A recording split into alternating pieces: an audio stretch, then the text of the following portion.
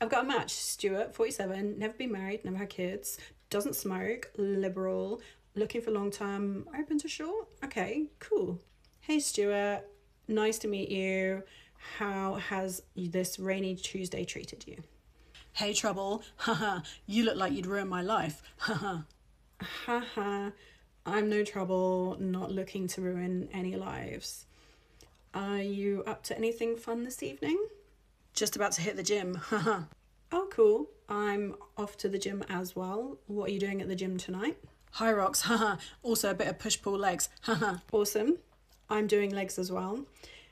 Did you get up to anything exciting on the weekend? Saturday I was training for my triathlon, haha. And then Sunday I was doing golf with the lads, haha. That sounds super fun. A really nice outdoorsy weekend. I went to my friend's birthday party. We went to a really nice Vietnamese place. Do you like Vietnamese food? I don't know about Vietnamese food, but I had some amazing Thai food in Thailand this summer. Haha. Cool. So, what are you looking for on here, Stuart? Nothing too serious. Just looking to meet some fun people, Haha. Oh, right. Okay. On your profile, it said you were looking for long term. Oh, yeah. If I meet the right girl, but I'm only 47. I don't need to settle down yet. Haha. Cool. Well, I'm not looking to get married or have kids, so maybe what we're looking for aligns. You don't want marriage and kids? Oh, I'm sorry, but a woman that doesn't want marriage and kids is a proper red flag. Haha. Okay, you're 47. Do you not think maybe you're leaving a little bit late to start having kids? Nah, men hit their prime in their 50s. When I want to settle down, I'll just go back Thailand anyway. Okay, cool. Well, I think we might be incompatible, so I will say goodbye and wish you well. Fair. Do you want to maybe just have like a casual thing or something? No, I'm not interested in just a casual thing. Thanks though. Take care. Unmatch.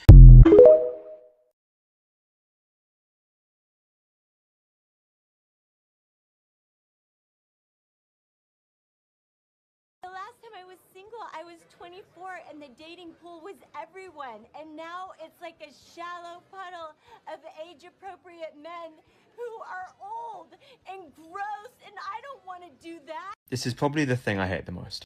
I'm in my 30s and I've never been in a relationship, and the most difficult thing is when well-meaning friends say, don't worry, it will happen for you. Because it doesn't give space for what you're feeling, which is that it might not, that it genuinely might not. So it can feel a bit dismissive because it's like it doesn't give you space to grieve for the relationship that you haven't had or the relationship you won't have. It's almost like it's batting away any negative emotions. You say things like, I'm worried I'm going to be really lonely when I'm older, or that my friends aren't going to have time for me, and they're like, no, don't worry, it will definitely happen for you. And it's difficult, right? Because it obviously comes from a good place. They might genuinely, as your friends, they see your best side, so they might genuinely think, I don't know why you're single. But it doesn't take into account that there's so much luck involved, and I think this might be controversial to say it, but I think it does get harder as you get older. You've got other things going on. You actually, like I have less time than I used to. I've got other things I'm passionate about, although that seems to be all I talk about here. Dating isn't my whole life. And also, just like a lot of people are already coupled up. So it's not like the dating pool is as big as it was when a lot of my friends got together in your early 20s. All this to say, I don't genuinely know. Sometimes I don't know what I want to hear. Sometimes I just want the space to be able to talk about it and everyone just to go, you know what, this is shit. Like, anyway, that's my small rant of the day. I don't really know. There's not really it's not really a message here. I don't think it is what it is. Some things just suck, and that's it. I assumed I would find my husband in my 20s and be married by 30 and having kids and all that, and I'm 32 and I'm just not. But I also have viewed being in my 30s and having dated such an empowering position to be in, because you are so much more established, you're so much more clear on what it is you want, and there's so much less room for the bullshit. Feeling like someone is vetting you. Like, no, it's actually the other way around. For so much of my life, I would find myself in these relationships, and it was almost like I didn't have a choice. To your point, being in my 30s, being established, having this life experience, also having like a lot of sobriety under my belt and a lot of self-awareness around like who I am and why I am the way that I am and all of that, I'm like armed with this information. It's no longer about like, am I good enough for this person? It's like, is this what I want? How do I feel when I'm with this person? I do have a choice. Yeah, it's not about them. One of the difficult things about being single in your 30s as a man is, I'm going to try and make this video with Iris because she's a bit excited because we've literally just got in the truck after a walk. But one of the hard things about being single as a guy in your 30s is just the sheer competition. Because I consider myself, I think I'm doing all right in life, to be honest. To be perfectly honest, I'm doing pretty well in life. You know, I've got a job, I've got a house, I've got a car, 2 cars actually. Now, by no means am I a stupidly rich man who drives around in a Porsche and all that stuff. But like, I'm doing okay. I'm pretty happy. However, there's just simply people out there that are doing better than me. And there are people out there who are, Iris, please, good girl. And I think as well, like with me being neurodivergent as well, that's also a challenge in itself. For obvious reasons, which I won't go into because there's too many things to mention. There's that, and then there's also trauma that I'm still that I've experienced throughout my life, that I'm worked on. I think it's not something that you can that you finish working on. I think it's just something you learn to deal with. But you just get to the point where you know, like, when it comes to finding the one, if you will, I don't want to find the one at the end of the finish line. You know, when I've made it, whatever that means. You know, when I've become a success, when I've become the best version of myself, and then someone's there like, okay, yeah, now he's good enough. It's like somebody that's gonna be there with me while I build up to the man I'm going to be, the man I'm meant to be. And then I know then it's like, yeah, she's a real one. Do you know what I mean? But no, it's like women, they're not interested until like you can provide enough for them. And it's always like, you don't do enough for me, and it's never what can I do for you. And you know, I've always mentioned, like, whenever I go into relationships, it's always like, okay, like, I want someone that's going to improve my life, but I also want to be able to improve their life as well. And that's a hard thing to come by, because so many people nowadays are so like, it's all about them, like what can they get out of the relationship, and it's not what can they give. And I look at it in both ways, like, what can I give to this person to improve their life, as well as what can they do for me. And it's just hard because, like, it is exhausting, and like, I'm pretty much set, do you know what I mean? Like, I've got my shit together, and now it's just a case of like, I don't want to, you know, I feel like relationships now are based on performance. It's like, and I don't want to have to feel like I have to perform. Like, I just want to be me. But I genuinely, I'm not trying to like shoot myself down here, but I just don't think me being myself is never enough, and I don't think it ever will be, unfortunately. At 32 years old, like, I'm not perfect, trust me, I'm really not. Like, there's loads of things that I can be working on, that I can be doing to be better. But I think at the very least, I've got that self-awareness to be better, and I want to be better, and like, I'm doing many different things for myself and for my life. But I just feel like, I don't know, like, if it's maybe I'm subconsciously attracting people that are just not good for me. But it is getting very exhausting now. Like, I've put myself out there so much this year, and it's just like, why is it so hard? Like, it shouldn't be this difficult. And the obvious, the common denominator, well, maybe I'm the problem. Maybe it is just me. Maybe I'm just not who I think I am. But I genuinely, and I'm not even just saying this, I've done so much work on myself over the last year. And like, I'm at that point now where it is I'm starting to lose interest in the whole thing. Like, I know it sounds really weird, and I know I've made videos about it in the past, but I am really starting to lose interest in it now. Like, I'm so balls deep into my training more than ever. Like, I train jiu-jitsu 6 days a week. I go to weights 3 days a week. I work 5 days a week. You know, I walk my dog every day. You know, I've got my stuff. I've got my hobbies. I've just bought a Nintendo Switch today because I'm going to play more video games to support my inner child's needs. I bought these new headphones today. Like, I treated myself today. I bought myself a new silver crucifix today.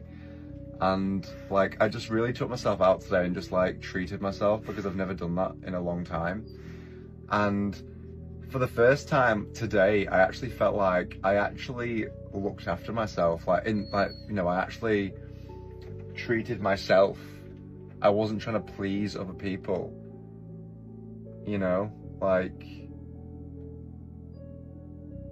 yeah, and I want to do more of that. Like, being kinder to myself, because, like, honestly, some of the things I say to myself, I would not stand by idly and hear other people say that about that to loved ones, if that makes sense. You know, the things I say to myself sometimes, it actually makes me sick. Like, I should not be speaking to myself the way I do.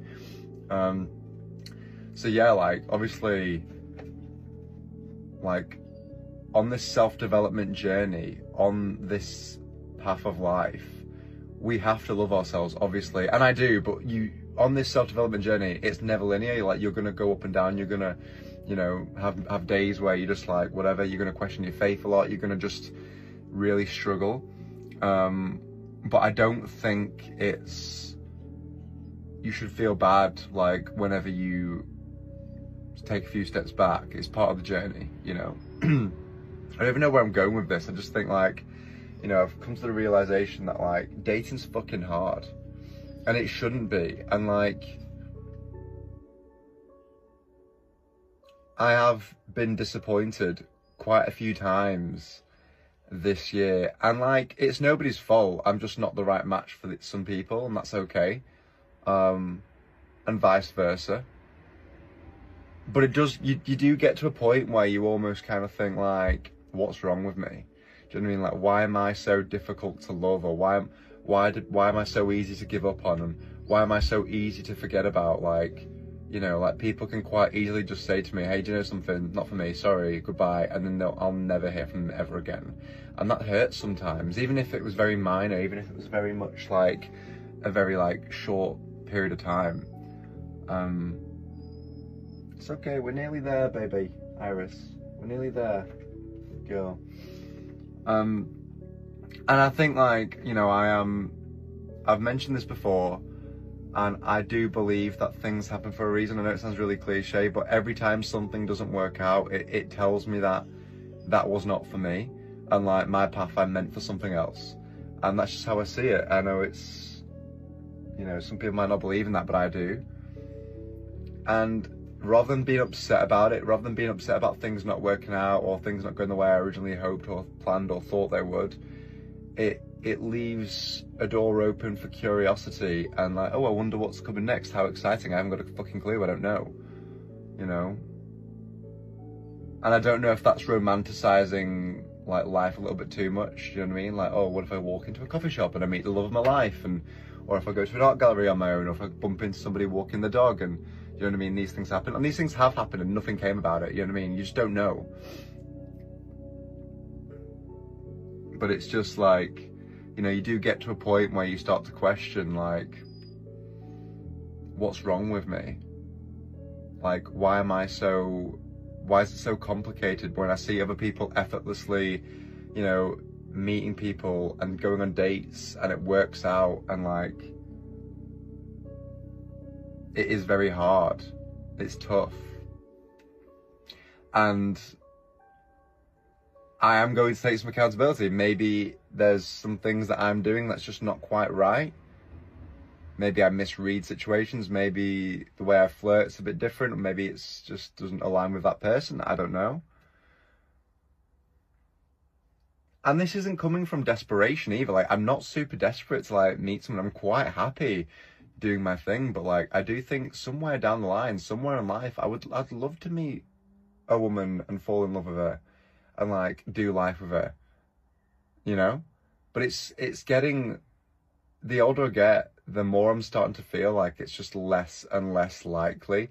And the more I'm genuinely considering going down a path of, like, being a bachelor. As in, like, I don't mean being like some all-time playboy. I just mean a man with his dog and his sports and his hobbies and his paintings and his artwork and his music and living a life of peace. And it's like Jordan Peterson says, right? You pick your poison, because there's pros and cons to both of those things. You know, like the married man with a family will sometimes, occasionally, look at the bachelor and envy him, and vice versa. It just depends. And, you know,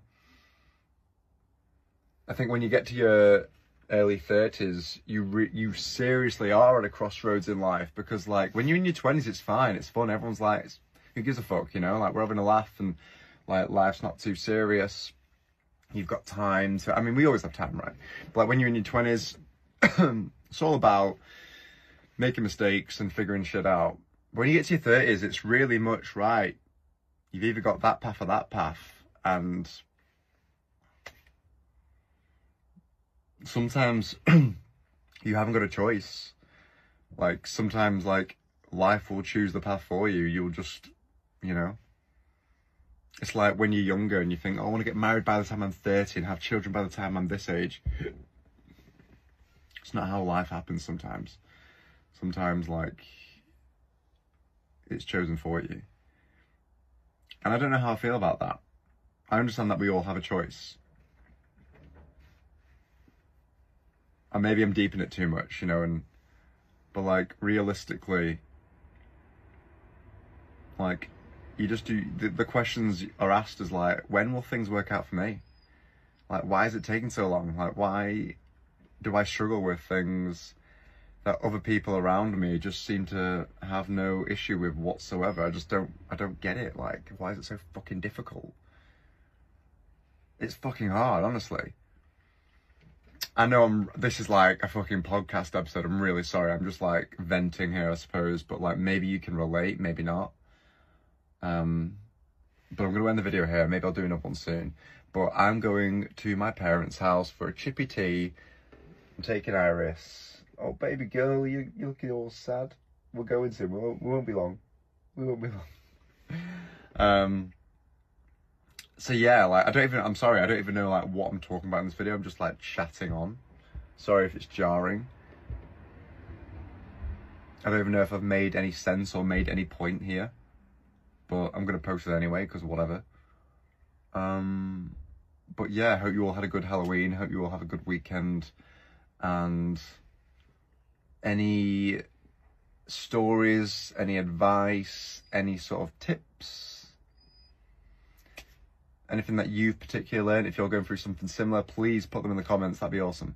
But yeah, thank you for watching, everybody, and I shall see you in the next one. Dating in your 30s is absolutely wild. It feels that there are only two types of men. Either someone that has been married before, has multiple children, or the guy that is perpetually single, has a mattress on his floor, and contents of his fridge includes pickles and a Coors Light.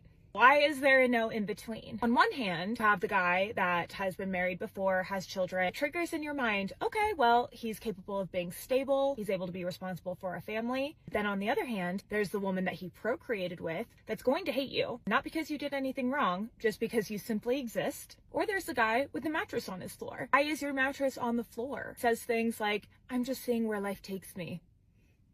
We're in our 30s. If you don't have any direction for life, I don't want to be part of your journey. Dating in your 30s and 40s can be unexpectedly hard. By this stage, many people carry past heartbreaks, responsibilities, and emotional scars that shape how they approach love. The dating pool often feels smaller, expectations are higher, and time feels more valuable than ever. People know what they want, but also what they won't tolerate, which can make connection feel more complicated. Add busy careers, children, and healing from past relationships, and dating becomes less about excitement and more about intention.